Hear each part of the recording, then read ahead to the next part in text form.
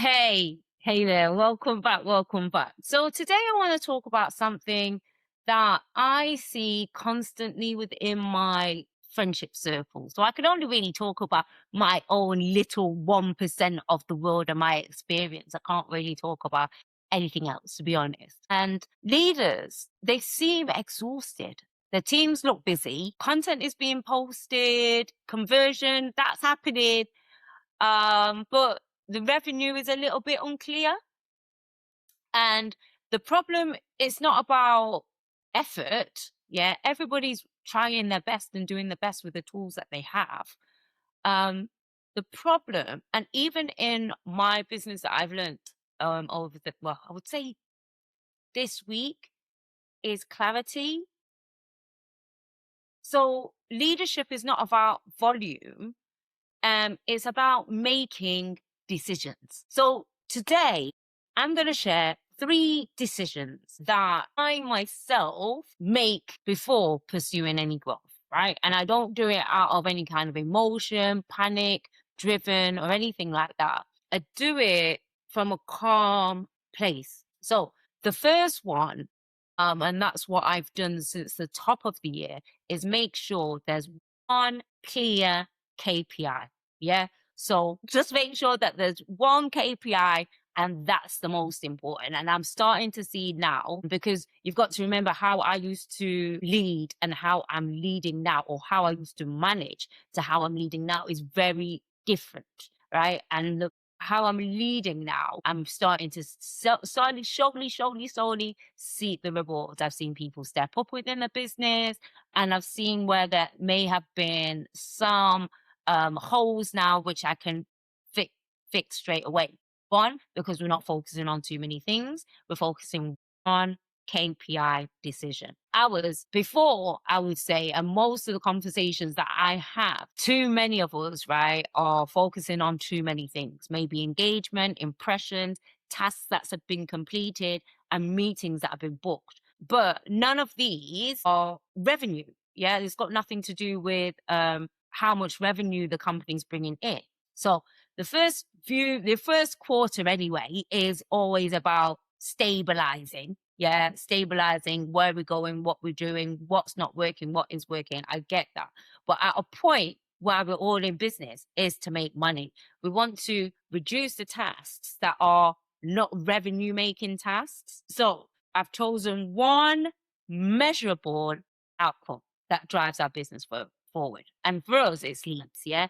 So what that has then taught my team is, what is the real revenue driver? Yeah. Is it a qualified lead? Is it a or is it a repeat customer? Is it a booked consultancy? So if my team can't answer that question in one sentence, then how money enters our business, there's clarity missing. So clarity reduces emotional labor. So without clarity, I myself, as the CEO, I become the system, and that shouldn't be. My decision too that I've made this year is about my offer. Right, I've really had to strip down the offer. Like, what if you look at our website, we offer so many different things, but this year we're going to focus on 2 main offers. Yeah, so that's what we are focusing on this year. Confusion in business often starts where the offer is vague. So if my team can't tell us the 2 things that we offer very clearly in one sentence, that means that my offer is too vague.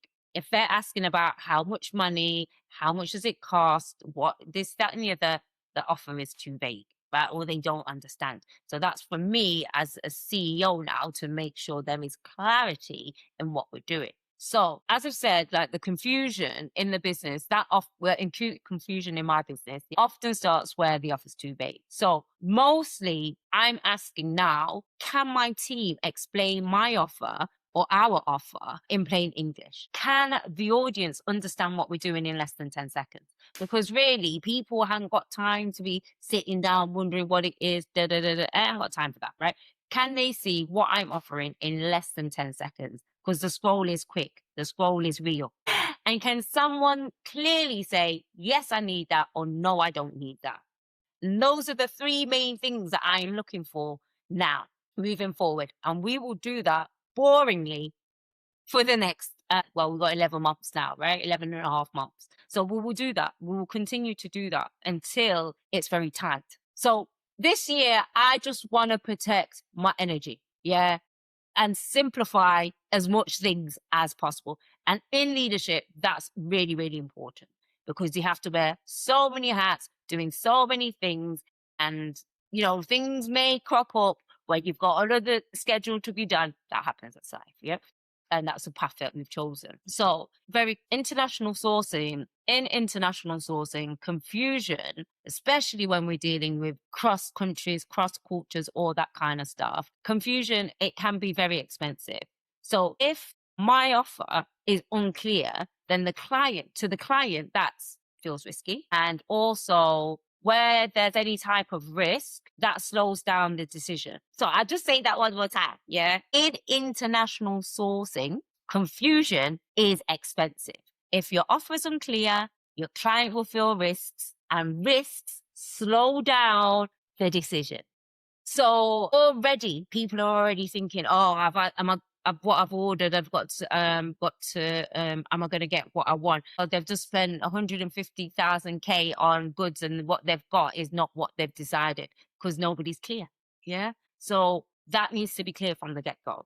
And the last decision that I've actually made is about my energy, protecting my energy. Yeah, that is one decision that I've made. Leadership, I've learned, is not emotional reaction. It's emotional regulation. And that's been so hard, like when people have said, this is not a fit for me, or I don't want it. And, or I feel like I've explained it, but people aren't getting what I'm trying to say and all that kind of stuff. Now, instead of having a reaction that's emotional, I regulate those emotions and try to be very, very balanced. I learned that from my husband. My husband's a very balanced person. And a business should not require the CEO to be chasing, fixing, and emotionally stabilizing everything on a daily basis, right? It shouldn't, right? And if that is happening, then the structure needs work. Now, for a startup or for a small business, putting structures in place, that is not impossible. That is possible, right? And we can do that. And if we do that, then we don't need to chase. We don't need to, when somebody asks you a question, something that they should have already known, you don't need to get emotional about it. So structure, having a structure, that seems to create calm. And where there's calm, that creates consistency. And consistency, that creates profit. So, before I'm pursuing any type of growth, right? Before I'm thinking, oh, I've got to increase the amount of content that I'm doing, or before I'm going to hire my next salesperson, even before I expand, I'm making those 3 decisions. What truly drives revenue in my business? Yeah. What exactly am I selling? And what energy am I bringing to this system? If you're sourcing internationally and want to validate your suppliers before sending a payment, reach out to us. Yeah.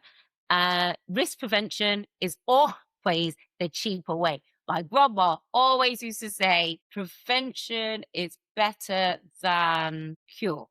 My grandma always used to say, prevention. That's it for today. Thank you for joining Sustainable Success. Tips on leadership. It seems to be the way that we're going in these uncertain times and how to navigate these uncertain times. As I said at the top of the year, we're in a season right now where it's unsure, where that old model seems to be crumbling and we seem to be going into a new direction of where things are going to be.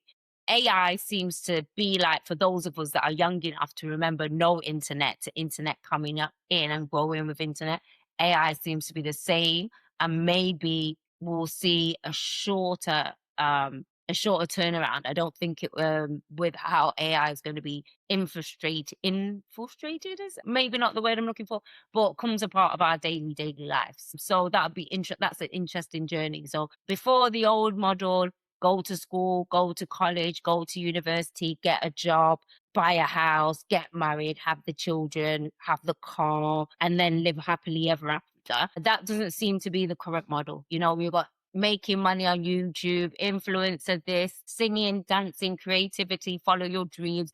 Let's go around the world. So it's a new world that we're stepping into. I'm just sharing with you what's working for me as I'm navigating these changes. So thank you much for your time. I'm Dr. Lisa Gordon, and it's been a pleasure to talk to you today.